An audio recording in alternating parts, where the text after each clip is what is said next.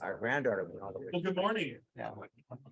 We'll get started, but I just wanted, as a way of introduction, just sort of explain how this particular forum came together.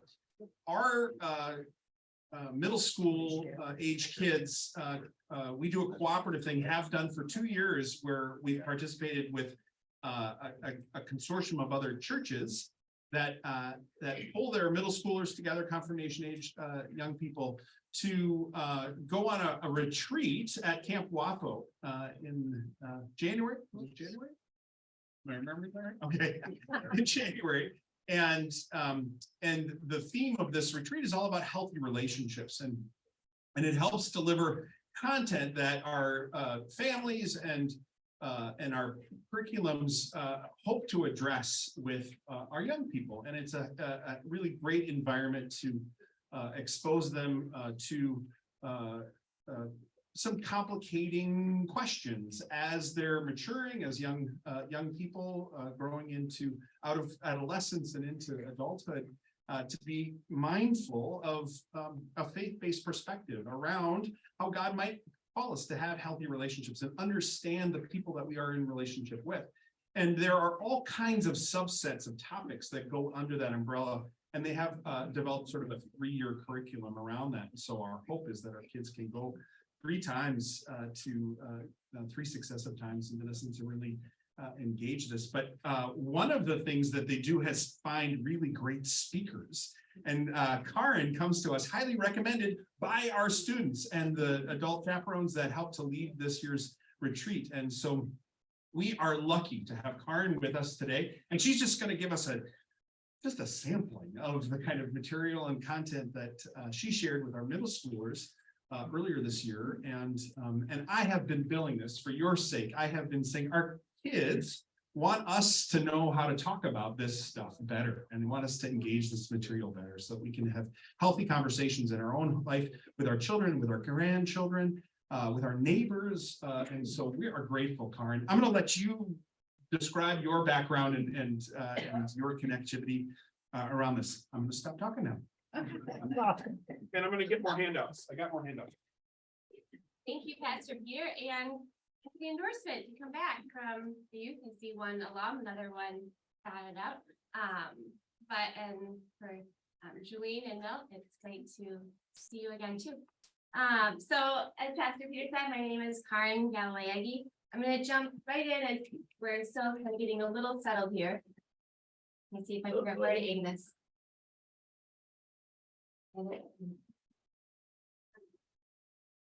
Do you know where I'm aiming the clicker, Pastor Peter? Sure.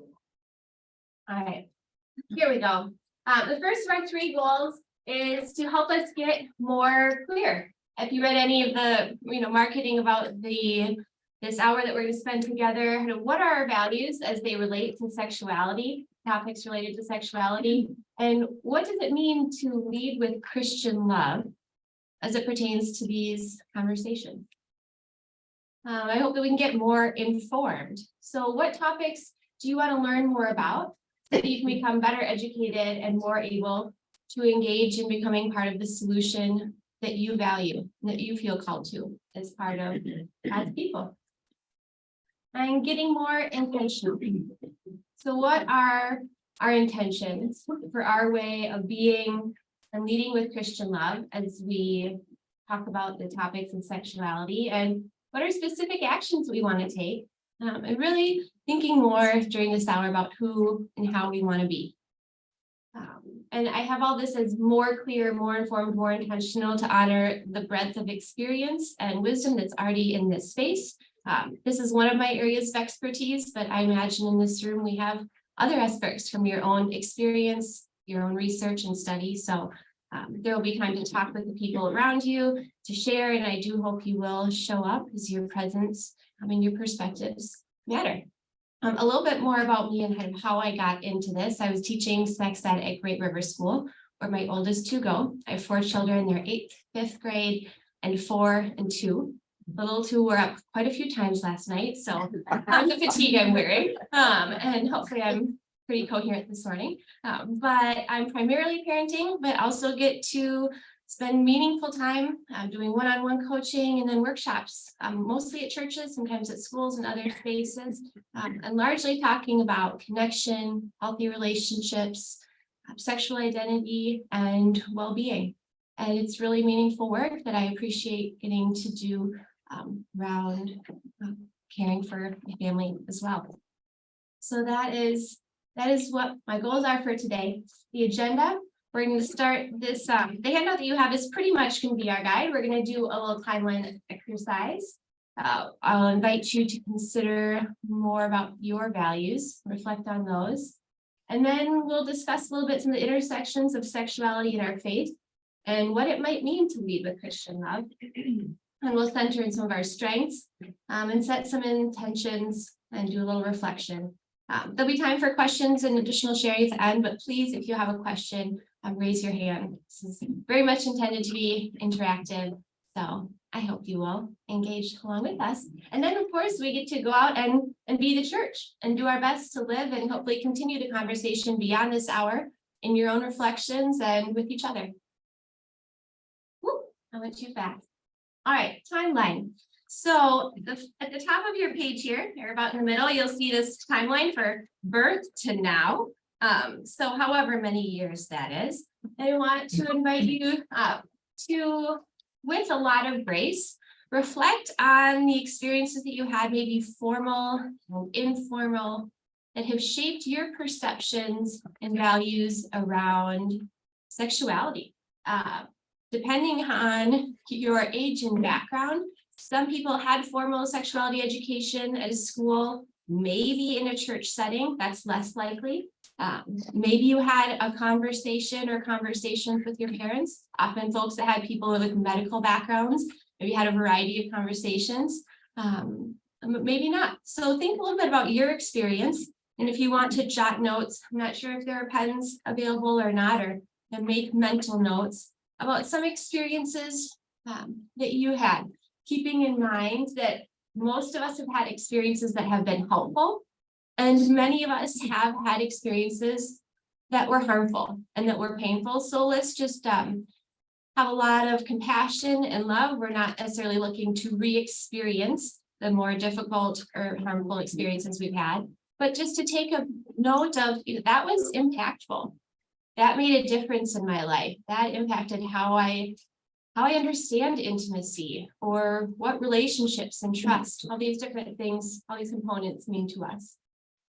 So I invite you to lead with grace, and to remember that healing happens, and that healing is rarely linear, but it's never too late. And if there is a story that you're carrying and have been carrying alone about this, just to remember that that this can be the beginning of that ending as a solo journey, that it's never too late for healing to happen. And this is a space where there are people who want to support you, even around our sexual wounds that the church hasn't always talked about. And then maybe you're going to notice some positive experiences. Hopefully everyone has positive experiences too. So noting some gratitude for the ways that we've engaged and others have treated us that have been helpful and positive.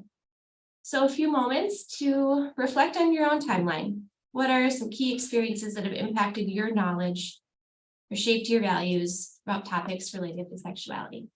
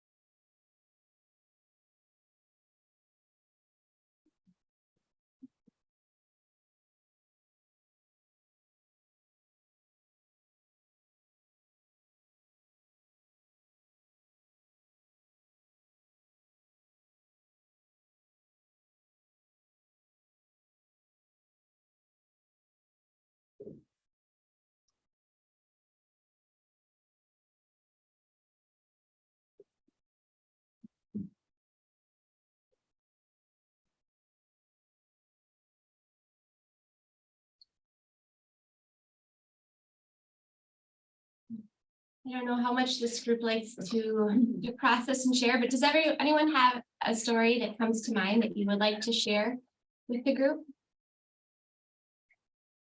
Particularly if there is something positive or funny or maybe more neutral, but leaving those most difficult ones maybe for a different time and space.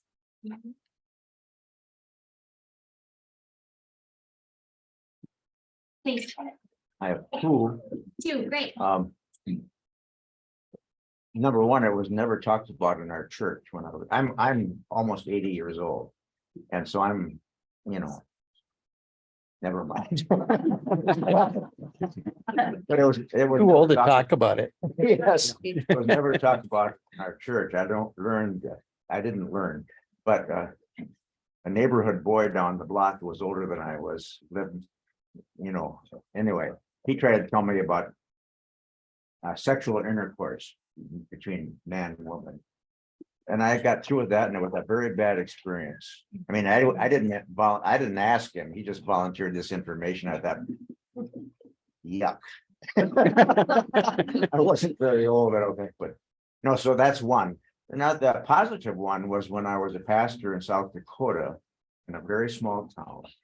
The students asked the principal if he would contact me and invite me to come to the school and talk with them about sexuality. I was scared half to death, because I didn't know.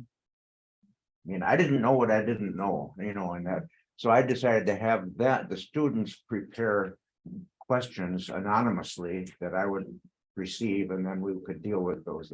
That was the best part of it. Their conversation, their interaction, and us together. And everything was confidential. That was a wonderful experience. So anyway. Yeah, thanks for sharing. Wonderful. Please. I grew up in rural Wisconsin, and there was never any talk about sex or developing or anything. My mom had us put our Barbie and Ken dolls away in separate boxes. And I've asked my siblings if they remember that, and they do. But I remember I really idolized my older brother, who was 6 years older, and he was trying out for track in high school. So he was doing running, and I remember following after him, and he came home. I was probably about 9. And he came home from his run, and he took his t-shirt off, and he was mopping his face. So I took my shirt off, and I was mopping my face, and my mother was just aghast. And, hadn't developed in any way yet, but I remember it being the first time I really thought about the differences between boys and girls. And it just kind of was like, I didn't know why it was such a big deal at that point. Yes. Yeah. Thanks for sharing. Everyone, go ahead. That just triggered a memory for me way back. I suppose I'm 82, 81. But when I suppose 5 or 6, so ready to start school, and neighborhood kids playing, and how Bessie Thompson down the street had a tent in the backyard, and we kids in the summer would gather, and at one time we were taking off our clothes a little to show each other our sexual parts, and that was something I don't think I ever told my mom, and she has died years ago. But it was a feeling that, oh, this shouldn't be happening. Even at that age, it was something kind of scary, and yet curiosity was there. Thank you. All right, we'll do 2 more, and then we're going to move on. Go ahead. I did have one youth group leader that was really helpful, but I can remember when I was a little bit younger than that, we used to go and get romance magazines, my friend and I can still remember looking at her and saying, do you think sex means something different than just the difference between boys and girls? I can remember that. But the other thing too is, and not to go into depth about it, but as far as sexual abuse, 1 in 4 girls has been sexually abused. That happened to me So I'm sure in this group even, it needs to be talked about at some point. It just happens and. Thank you for sharing, and I'm sorry that happened to you. Thanks for bringing your voice to it. I grew up on a farm, and as a young kid, I knew where babies came from and how they, you saw the bull and the boar and the ram. And so that part of sexuality I understood at a quite young age. But what I didn't understand as a young age is homosexuality. And the church, as it taught it at the time, it taught it as a sin. But I was about 40 years old, my brother came out of the closet. And my thinking had to change. And I had to start investigating, why is the church saying this is a sin? And the more I saw in Leviticus, I saw the verse in Matthew that said, love your neighbor. And I could not reconcile ill homosexuals in Leviticus with love your neighbor in Matthew. And the one verse that follows love your neighbor, it says all the laws and God's laws are based on these two commandments. And so I finally came to the recognition that that verse in Leviticus really isn't one of God's laws. How it got in the Bible, that I don't know, but it can't be one of God's laws, because loving your neighbor says you need to love the homosexual person as well as the heterosexual person. And that I was 40 years old before I made that connection. Now I am like Gene and Gary, almost 80. How do you feel back from over there? Oh, thank you. They're rich stories and cover a breadth of common topics. Innocence lost, knowledge, lack of knowledge. And part of how I came to doing this was in doing the parent orientations for teaching the curriculum to 6th through 9th graders. I saw what a hunger there was for information and would come to know myself as a parent. How am I supposed to do something that I wasn't taught to do, right? And there's a whole new vocabulary. It's an evolving, emerging vocabulary, but how do we talk about things with our own children or grandchildren or young people in our lives when we didn't have that modeled, most of us, for ourselves, or especially in the context of in a faith setting. So how do we do this? And so these workshops have emerged from this. So we'll switch to the next area, and that's kind of considering your values. And maybe some of you have done a values exercise. Kind of a common approach is if you're going to do a brainstorm and then try to kind of consolidate it down to think, okay, maybe what are my 3 to 6 core values? What are some of my guiding principles? Things that, without this quality, you wouldn't really be you. So maybe, they just kind of come right to mind. These are some of my core values. Maybe you want to think a minute, but then as we turn kind of towards the focus of this conversation towards sexuality, how do your values inform, again, who and how you want to be as a Christian in the world and communicating in the world about the topics of sexuality? So we'll take kind of a minute or two to reflect to ourselves, and then maybe when you feel ready, and get a nod from a person next to you, see if you want to talk out loud, process it verbally, or that with somebody nearby.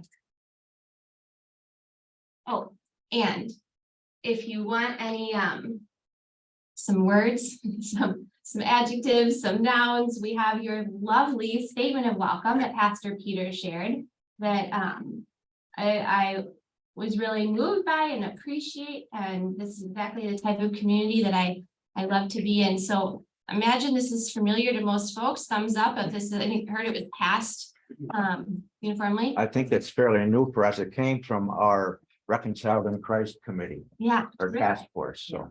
Wonderful. Well, do I have a volunteer who might read this loud for those of you who haven't heard it yet? I'm gonna call on the youth in the front row in a little bit. There's somebody else. Great. Prince of Peace Lutheran Church commits to live as a community of people seeking reconciliation and wholeness in our lives together and in our outreach to the world. We also commit to the work of anti-racism, liberation, social and environmental justice for all of God's beloveds. We affirm the sacredness of people of all sexual orientations, gender identities, and gender expressions. The sacredness of all of those who have experienced exclusion because of race, ability, age, religious belief, or culture. The sacredness of those who wrestle with addiction, physical or mental health, imprisonment, socioeconomic circumstances, or anything that too often divides us. You are absolutely invited to join us in this lifelong journey. We welcome all who are seeking God's love and grace. We need each other, and our sincere hope is by being in community together, we will know the kingdom of God in Christ has come near. So you may see in here some of your values.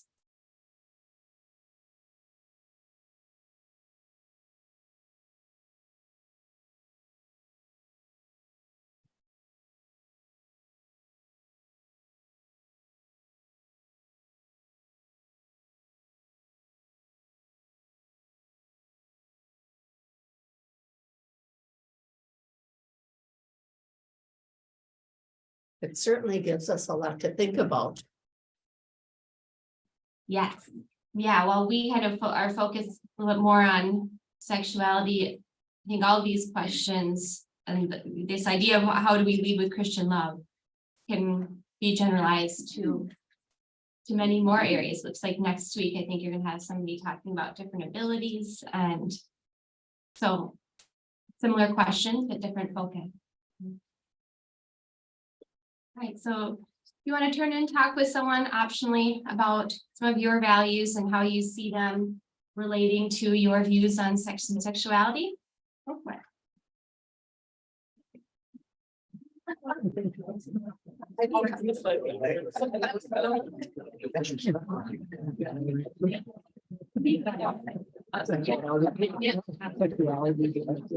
Oh, you didn't know this.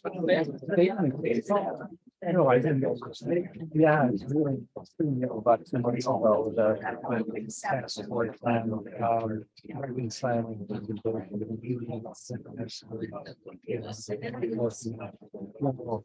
Was created.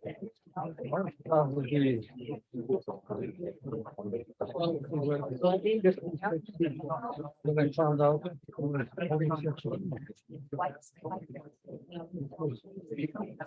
Growing up on the farm.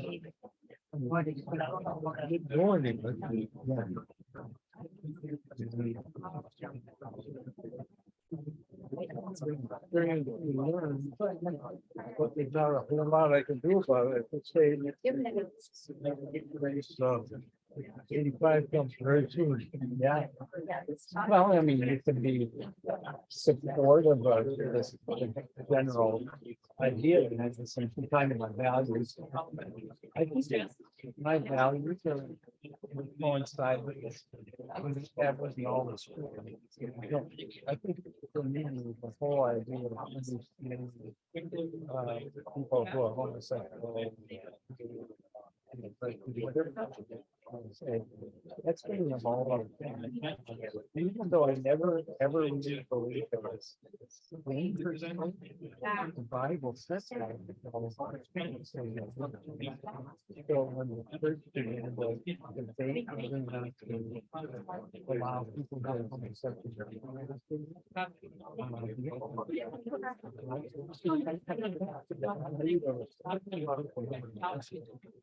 and they were given biblical arguments. And that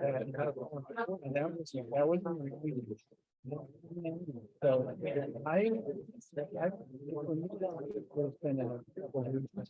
I ended up about 5 years after being And they made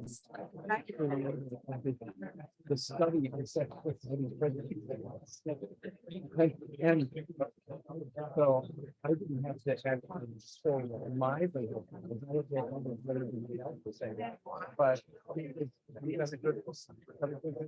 I got a good education, so I can in positions where I get to sort of ask myself, what are my values? What do I value? What I have very close nephew is me, partner, having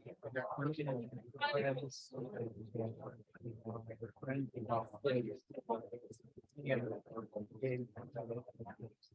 I just.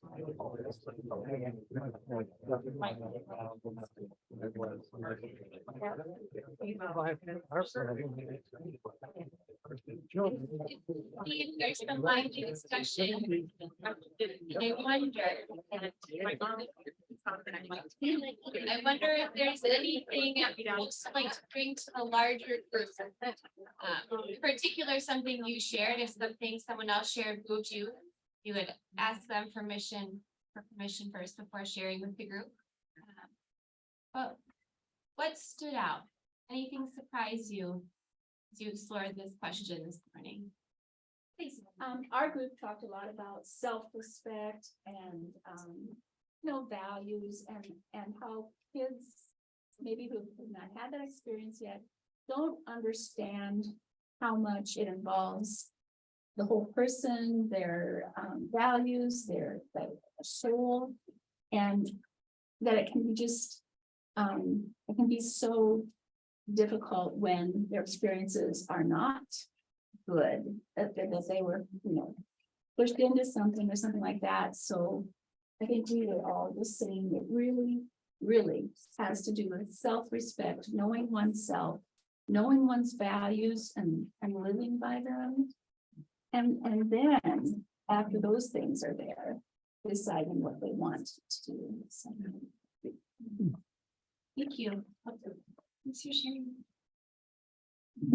Please.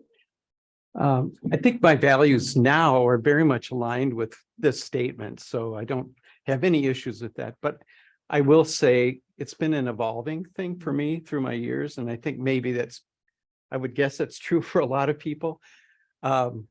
I've done a lot of work in the church, and in the 90s, when the ELCA started talking about being open to gay and lesbian people as pastors, for instance, there was a lot of debate, as we all know, and because the people on the one side saying that it was a sin because the Bible defined it that way, I was sensitive to that group. So I didn't want to say you're all wet. You have no argument, but I was actually felt more strongly about the other side of the argument that we reach out and love. And then about 4 or 5 years into that process, I got asked to actually edit the study for the ELCA, and I was sort of forced to come to grips with, what is it that I really do believe? So it was kind of thrust upon me. And so that was a situation where I had to kind of come to grips with how I felt. And then having many friends and some relatives and the friends of our kids who are gay and living in relationships, it became clear to me that this statement needs to rule our lives. Thanks for sharing. Please. I think that I really grew up in a very, very different experience from maybe the norm. I grew up Roman Catholic, so we didn't study the Bible, so I didn't know that there was, a statement that said something negative. And I grew up with a mom and dad who embraced what is written there. And it was never spoken of, it was just done. What was written? Did you ever get that? Yes. Okay. Because my mom worked for the Minneapolis Police Department. She had some colleagues that she really enjoyed, and they happened to be, one was gay and one was lesbian. So that was what I grew up with. And oddly, my two longest time friends from we go back to middle school, one is gay and one is lesbian. So for me, there was always a face as I was growing up that I could say, these are my friends. And I don't think that was something my parents consciously did, but it was a value that they instilled. Thank you. Sure. As Tony was talking, something just struck me, a question to myself. I've grown up with labels all my life. And even now we've tried to define with new labels. Why do we have to label? Yeah. When we are all God's children. That's a real question, and there's some, I think, just really beautiful, thoughtful responses, like the whole spectrum of possible responses. It's something that I think of in this book. They even talk in most of these books. They talk about it. I have a handful of resources that I brought, and some interesting perspectives on why labels for some people are really important and part of being seen and recognized, and why for other people they don't find that same comfort, that it feels exclusive, and they're just looking for the connection, oneness, and not to be singled out because of certain aspects of their identity. So I really like to consider the different points of view of other people, and regardless of the kind of population that we're talking about, it could be somebody who struggles with addiction or different ability levels. And ultimately, I think I strive to listen most to the people in those communities that would use those labels or not, to hear about why they may or may not like to use those labels. And ultimately with the youth, when they kind of come to me with like, should I use this label? Do I need to? And talking a lot about self-identification, that they get to choose the labels that work for them or not, and to share them in the spaces that work for them as they feel safe and able to do. They may have a household where that's great and normalized without explicit conversation. Many people would know that that wouldn't be safe to do in their household as well. So there are a lot of different circumstances and personality components. But ultimately, it's going to come back to, I think, a deciding factor is safety and people's personal safety. But yeah, might be something to read about. Is why some people like labels and why some people prefer to avoid them. I don't think there's anything wrong per se with labels. There's things wrong with judgment about labels. And I think it's a natural human trait to want to judge people in spite of all the wisdom to not judge.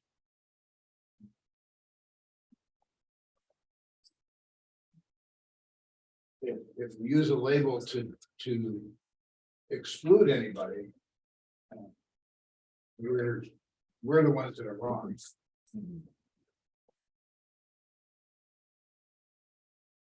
Well said. Thank you for sharing. Go ahead. We talked a little bit about kind of understanding why almost there's so much controversy, because things have changed so fast. We were talking about what happened when we had, like, one of our friends got pregnant in high school, or we knew somebody at that, when back then, most of the time they were either banished or it was just talk about judgment, daily. That's changed a lot. So let's move to some statements that the youth are going to help us read. And these are some perspectives that are taken from the Our Whole Lives Sexuality in Our Faith Companion Guide. Oh, I see advanced there, but not here. I'll just try it again. Interesting. Screen isn't changing.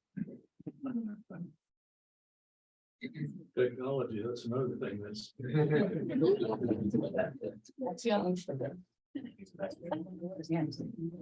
Thank you. Yeah. All right. Oh, I just did two of them, but that's fine.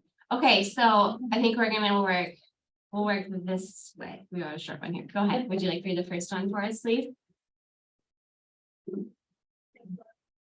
Yeah, everything that's. All persons are sexual and human beings are sexual. Yep. All persons are sexual and human beings are sexual from the time they're born to God. Sexuality is a God-given gift. Yeah, so this idea that if we are sexual, which we are, understanding that we're sexual and understanding that we are created by God and that we are good, then that includes our sexuality. This one's longer. Sexuality is a good part of the human experience, and people engage in healthy sexual behavior for many reasons, including to express caring and love, to experience intimacy and connection with another, to share pleasure, to bring new life into the world, and to have fun and relax. This dimension of our humanity is given to us for a purpose: to enhance human wholeness and fulfillment, to express love, commitment, delight, and pleasure, to bring new life into the world, and to give glory to God. Thank you. So, as has been said, the church hasn't often been explicit in talking about giving glory to God, for example, through our sexual expression, and through sexual relationships. And it is really, it's really powerful to, with these youth for, gosh, we've been doing these retreats for about 6 years now, to get to have these conversations and offer this perspective. And just to think about, for those of us who didn't grow up with this, what might have been different for us? How might our timelines have shifted if we heard this perspective during our adolescence? And it doesn't need to be a better or worse, but to just think about what could have been different if we heard and valuing, giving this perspective and information to adolescents. Here's the next one. Sexuality includes much more than sexual behavior, and it is natural to express sexual feelings in a variety of ways. When making decisions about sexuality, the primary guide is God's call to love and justice as revealed in both Testaments. The heart of the message is the call to love God, neighbor, and ourselves, and to serve justice in human relationships in society. In judging whether behavior is ethical or unethical, from a biblical perspective, the norms of love and justice are central criteria. Yes, thank you. No, we knew that's for shorter one. But beautiful, thank you. And as was mentioned, the verse from Matthew, which I'm a Broadway musical lover. I don't know if anyone else here is, and the fabulous show, The Prom, has a song called Love Thy Neighbor, which I got in my head after you mentioned that verse. It's really catchy. And it talks about exactly this, that love thy neighbor trumps them all. So the call to love and justice as being to kind of revisit the value statements, whether or not love and justice were some of your top values as we think about conversations as they relate to sex and sexuality, and perhaps even more generally, that might be a lens that you want to take on, maybe more explicitly than you had before. Sexuality in our society is damaged by violence, exploitation, alienization, dishonesty, abuse of power, and the treatment of persons as objects. The gift of sexuality is distorted and abused whenever the worth and well-being of human beings are undetermined. No person or unjust system has the right to dominate and control others. Our responsible and mature sexual ethic respects the moral agency of every person. Thank you. He did a great job. Especially great job. So, yeah, one of the misses, as had already been mentioned, is when we don't talk about sexuality in the church. Not only are we missing the joys and the pleasures and the potential of what God intended for us, but we're also ignoring the pain and the harm that we know is present, and all too often occurring. As you said, 1 in 4 girls on average, and 1 in 6 men. And I don't know the statistics specifically for trans and non-binary, gender expansive friends, but they tend to be on the higher end. So that's probably closer to the 1 in 4 side. It's too high. It's too high, and we know this.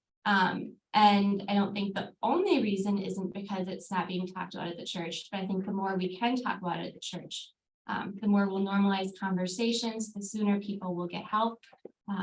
And hopefully the more we can avoid some of the victim shaming and help when people know that it's never their fault. It's never too late to get help, and provide more resources. And again, anchor them in the context of our faith, that we can talk about this even with how much shame there is around sexuality in our culture.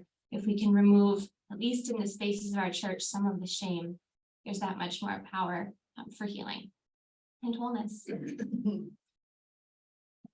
right, so then these 2 statements kind of sum it up. Responsible choices about sexual matters are at the heart of Christian life. Therefore, the Christian community is obligated to provide information and opportunities for understanding human sexuality. Christians are called to shape a civic community in which justice and human well-being prevail. We must stand in solidarity with the oppressed, including the sexually oppressed, and work for the enactment of just laws and the just distribution of resources. Thank you.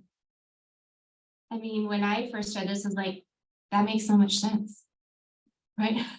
But until I read it and until I was taught this, I never heard it said or taught that way. So I appreciate Prince of Peace for creating the opportunity for us to come together and think about these things and talk about them in maybe some familiar ways, but maybe some new ways too. Let me do a little time check. I have about 15 minutes left. So I'd like to invite you to think more about given your experiences, given your values, given the statements we just read and the stories that you've heard, what does Christian love mean to you? And what would it mean to lead with Christian love, particularly when it comes to the topics of sexuality?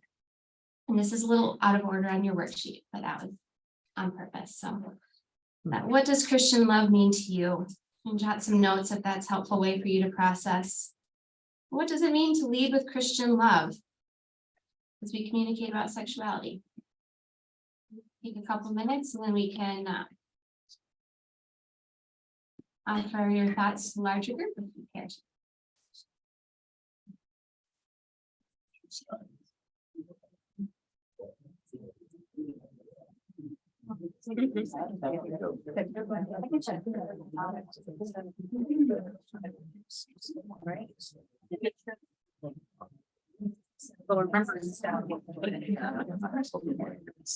Yeah.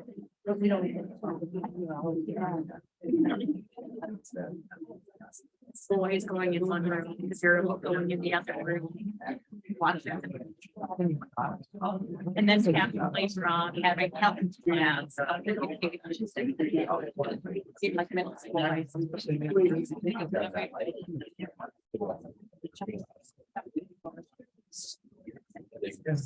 Some of what you're talking about.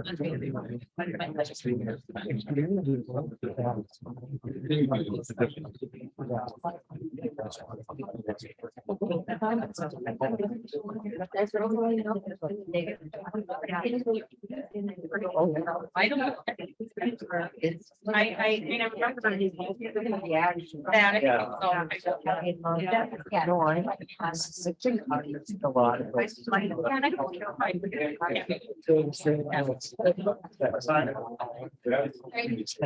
Pick it up. Learn as you go,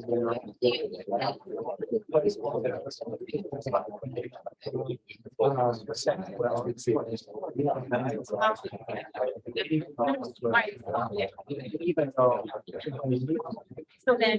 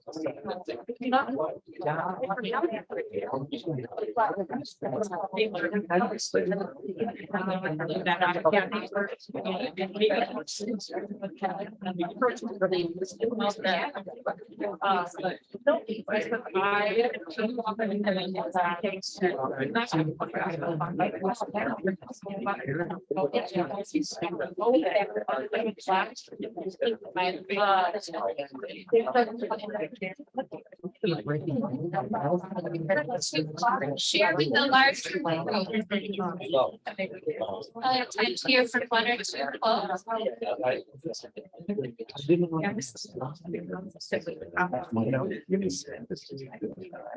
Maybe the questions. What would you like to share from your reflections or conversation?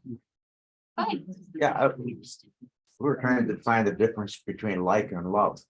And I remember a teacher of mine at seminary who said that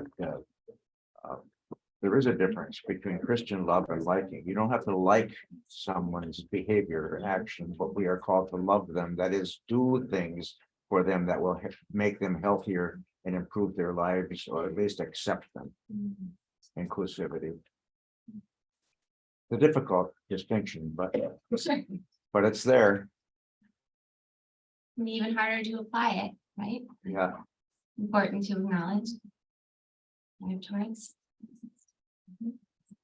Thank you. Anyone else? Go ahead, Mel. To me, I like that it doesn't say you have to understand.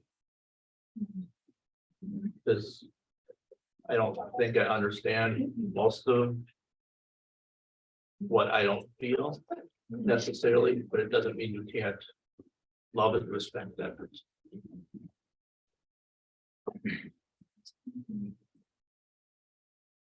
Acknowledging the ways that it sometimes is hard to lead with Christian love, and to care for others, especially if we don't understand or don't like it. Let's think about what are some of the strengths that you bring to this conversation.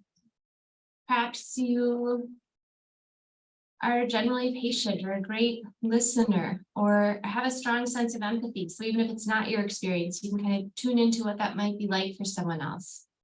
But as we get closer to leaving this space and maybe trying to live a little bit more aligned with our values around these topics, that's a strength that you bring to doing this. I'm a little uncomfortable with defining Christian love as being different from love. Sure. Because I think as Christians, we tend to feel, okay, we're the super race here.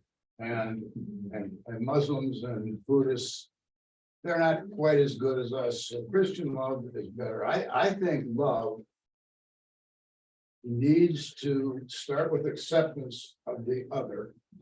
And that's a major component. And in our statement, we've named most of the others that we can think of. One thing that I saw was missing up there was people of very modest means, poor people.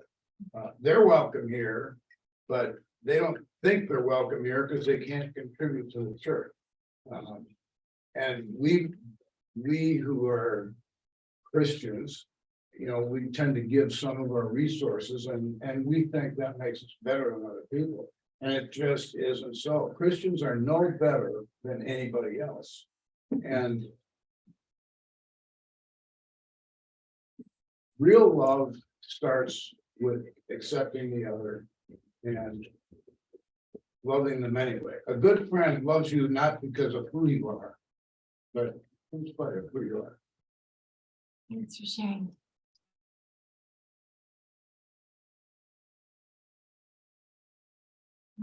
I don't want to make it all about me, but I don't entirely disagree.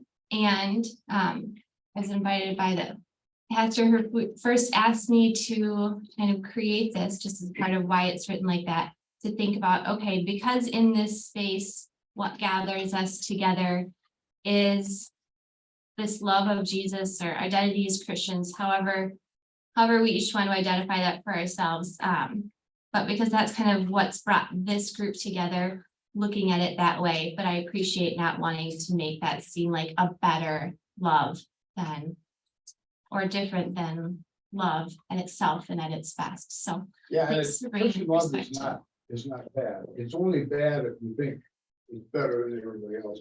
Sure. Yeah, thank you. Right. So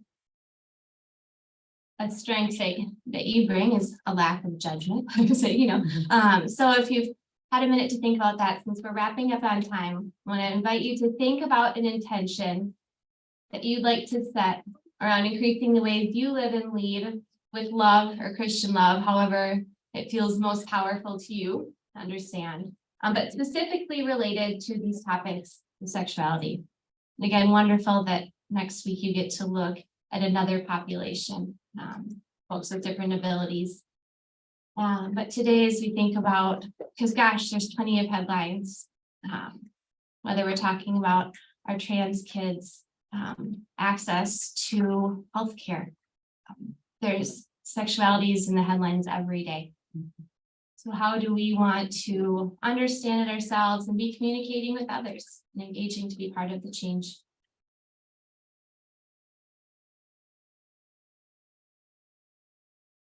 If you want to think of then even one specific action that you might take this week to support your intention,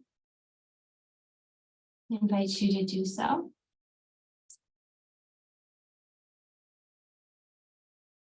As you do, I'll just recommend a few books.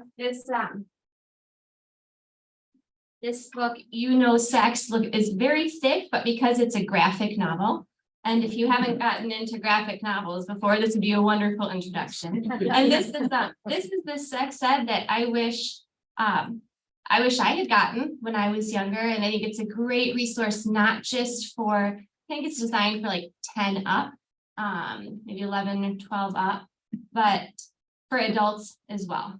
So it says, you know, bodies, gender, puberty, and other things. It doesn't talk specifically from a faith perspective. It talks about that different faiths have different ideas about these topics. But it's an outstanding book. Corey Silverberg's a leading educator. And I really like this one here. Sex is a funny word. This is for slightly younger crew. How to they, them, if you've been wondering about pronouns and transgender expansive identities. This is a lovely little resource. Again, has easy to read, some nice Q&As and drawings as well. Good Sexual Citizenship, How to Create a Sexually Safer Word. Another outstanding resource that I really recommend. And this one's pretty short, but Consent, the New Rules of Sex Education. Every Teen's Guide to Healthy Sexual Relationships. Again, a cross off teen if you feel like you didn't ever get this for yourself. So those are a few books and resources. I can leave them up here. Otherwise, I just want to invite you to choose if there is a word or an image, a phrase, something to kind of capture and represent this time of learning and reflection, community that we've shared for you to take forward out of this space. And we have just a few minutes left. I welcome y'all to to share those, but first, because I'm glad to share, stay and go over a little bit more. I realize some of you might be going to the next service, but just to say that I'm available for ongoing conversation, and that I know that pastors and ministry leaders are here to continue conversations with you as well. So I just wanted to make that plug, but I invite your questions, reflections, and any of those images that you want to share. So wrap up, go ahead. Yeah, I really appreciate what you're doing and what you've done here with us today. I know it's only in about 45 minutes, but it's wonderful. But I'm wondering if you have given any thought to how damaging the politicization of our sexuality is now in our culture. I mean, it seems to me, excuse me, for politicians who are promoting the banning of health care for trans people and that kind of thing is really damaging to our views of sexuality. I have considered it quite a bit, especially with a gender expansive and non-binary kid. We are very glad that we live in Minnesota. Yeah. And have friends looking to, in other states, looking to be able to find resources for their kids who will no longer have them where they live. I grew up in Shoreview, not far away. I don't remember if I said that, but I lived in a few other states, and North Carolina was one of them. And just to think that there are so many places where people can't self-select their bathroom, nonetheless have access to healthcare that they get, is something that I struggle to understand. And it's challenging when so many of those people align their positions with a Christian perspective. Yes. And that is something that's like, oh, I can start to feel that in my body. Like intellectually, I can get like appreciating different points of view, right? That there's like a lot of them I think this is what the Bible is suggesting. And I'm also going to go back to the love thy neighbor trumps them all. So for me, even if I didn't always look at these things the same way that I did. I graduated from Bethel, and I had times that I was more conservative and evangelical in my thinking. And now kind of joked that I'm like the opposite of the prodigal son, because I was raised Unitarian, and I'm now back to being more progressive. So yeah, we all have our journeys with it. And because I've been different places, so I know from my own experience, I think that gives me some compassion for people that are different places, but it does kind of reach a point when we're talking about calling children and people mutants, for example, as I heard this week. And it's really harmful, the things that people are saying. And we know that our peer identifying youth are at greater risk for mental health challenges. And then when we talk about them in such dehumanizing ways, and access, try to reduce their access to care, I have real concerns about that, and I don't see that as loving my neighbor. So there's plenty of opportunities for activism, plenty of possibilities for intentions and things that we might do this week, trying to make the world a more loving place.